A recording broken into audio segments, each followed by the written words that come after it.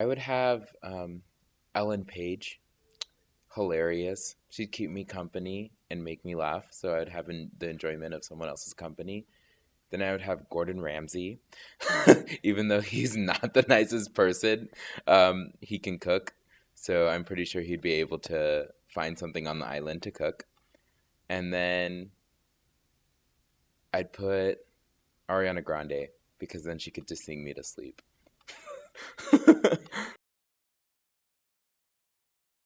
Oh, I would be a panda. Weirdly enough, I'd be a reverse panda because pandas are generally, they're really cute and cuddly on the outside, but in the inside they're actually like really rude and very dangerous, very dangerous animals. I'm like the opposite. Like I may look like really like rude on the outside and like really like pushy, but like I'm actually like really nice.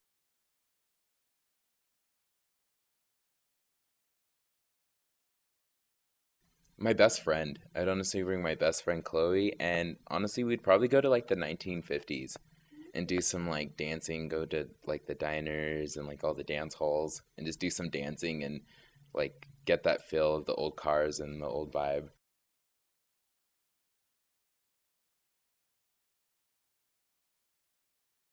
I would say toothbrushes. I would take those back to like maybe like I'd go far back, like maybe 1500s, 1600s, where they didn't know about skin body care and smelling great. So I'd probably go back to like the 1500s and show them what a toothbrush is so people can have good breath.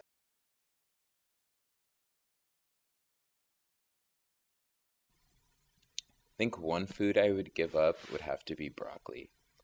I don't really care for it. I mean, I'll eat it, but I've never like craved, like, I want broccoli. A regular genie. Uh, I'd honestly wish to have an unlimited amount of funds. I mean, money is really nice, and I know people don't want to say money runs the world, but it does. And for you to be able to do things, you have to have money. So I think just being able to have money so I can travel. And I think another one is to never get old. I mean, there'd be a point where I have to die, but like it'd be kind of like a vampire where I don't live. I live forever, but there's a certain point where I'm like, yeah, I'm ready to die because world changes and you have to grow to that, and you don't want to see that. Like you start missing everybody. I think there's one more, right? Um, an unlimited supply of ice cream. Like if I could just have ice cream like consistently in my house, I would be set. I honestly would have no hair. I buzz my hair most of the time, and I'm not a hairy person in general. I don't grow hair, so I mean, kind of. I would be fine not having any hair on any part of my body.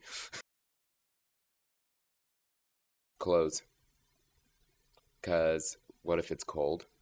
What if it's? I mean, if it's hot, then there's no need for it. But what if it's like extremely cold? Like you need clothes to stay warm and to stay alive, and shelter.